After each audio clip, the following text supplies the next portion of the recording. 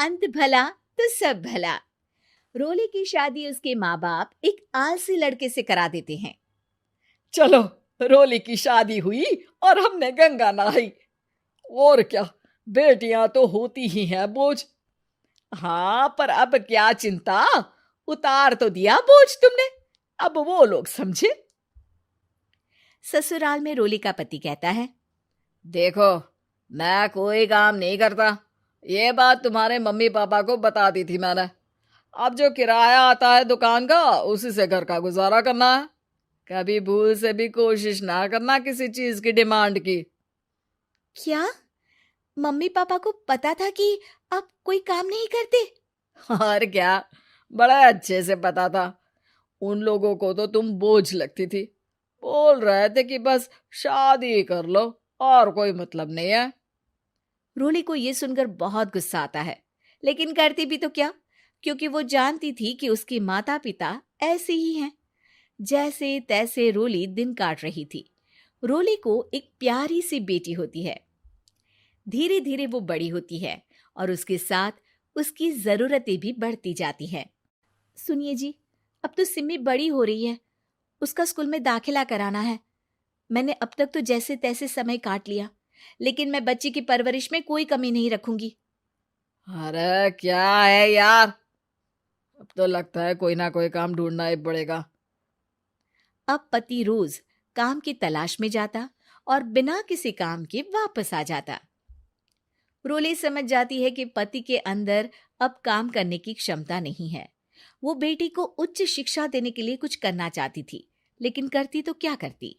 एक दिन रोली की सहेली कहती है, रोली, मेरी कोई औलाद नहीं है। अगर तू मेरी औलाद को जन्म दे तो मैं तुझे तेरे मुंह मांगे पैसे दूंगी। अरे, तेरी औलाद को मैं कैसे जन्म दे सकती हूँ? सरोगेसी से। बच्चा मेरा और वैभव का ही होगा, लेकिन कोख तेरी होगी। ये संभव है रोली। रोली कुछ सोचकर कहती है, मुझे मंजूर है, लेकिन मैं इसका 2 लाख रुपया लूंगी। अरे कोई बात नहीं, मुझे मंजूर है।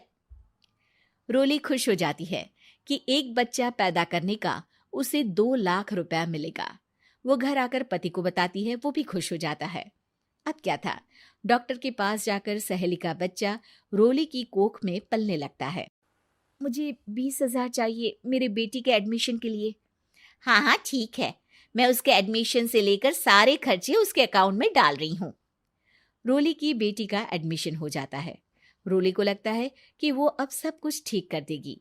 दिन और महीने आगे बढ़ते हैं। अब एक दिन, एक बात कहूँ जी, काश इस बच्चे को मैं रख पाती। मैं अब इससे काफी जुड़ गई हूँ।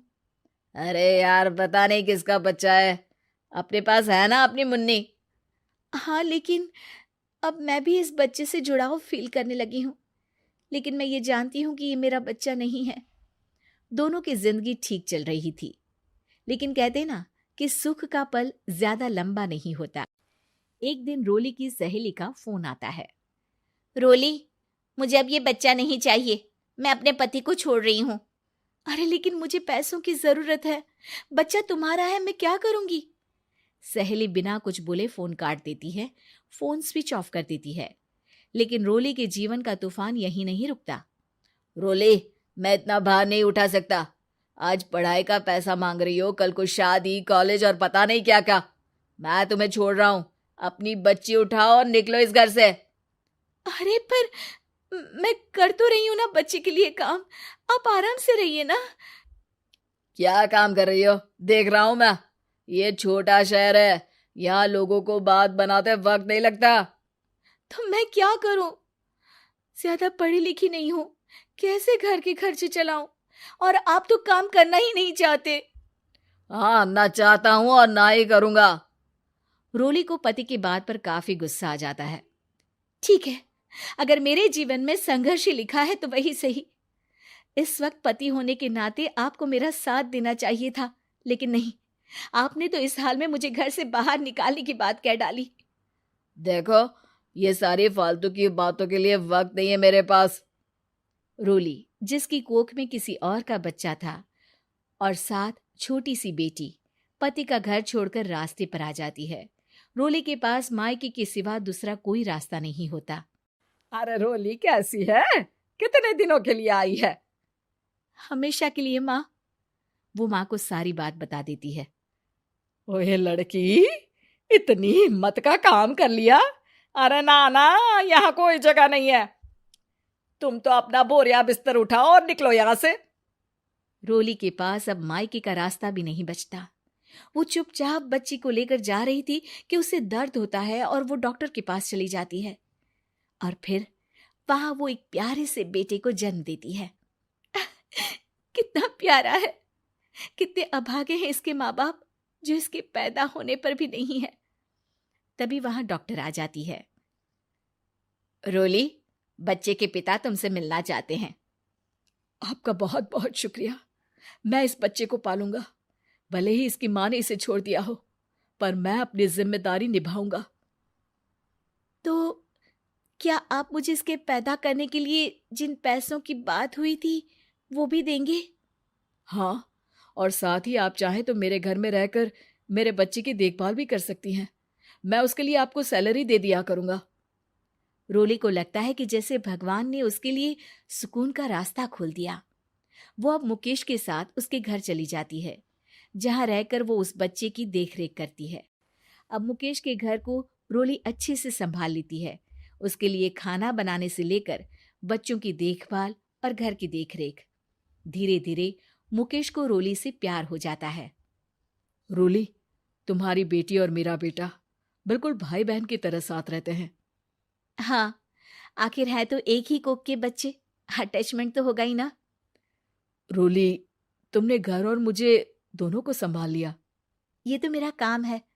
आपने भी तो मुझे छत दी जिससे मैं अपनी बेटी की पढ़ाई और भविष्य के लिए पैसे जोड़ सकूं।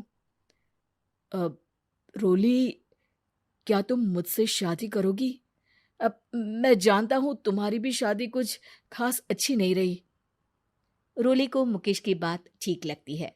वो उसे हाँ बोलने की सोच ही रही होती है कि उसके पहले पति का फोन आ जाता है। रोली, मैं बहुत परेशान हूं। मेरा एक्सीडेंट हो गया है। मैं चाहता हूं तुम वापस आ जाओ। रोली को पुराने पति की चिंता होने लगती है। वो सोचती है कि वो क्या कर रही थी। हाँ हाँ ठीक है, मैं आ रही हूँ। हाँ रोली, आ जाओ, लेकिन बच्ची को कहीं हॉस्टल में छोड़कर आना, क्योंकि मैं नहीं चाहता कि हम लोगों के बीच फिर से वो सारी बातें हो। रोली को समझ आ जाता है कि पति आज भी सुधरा नहीं है। वो पति के पास जाने से इनकार कर मुकेश को हाँ कर देती है।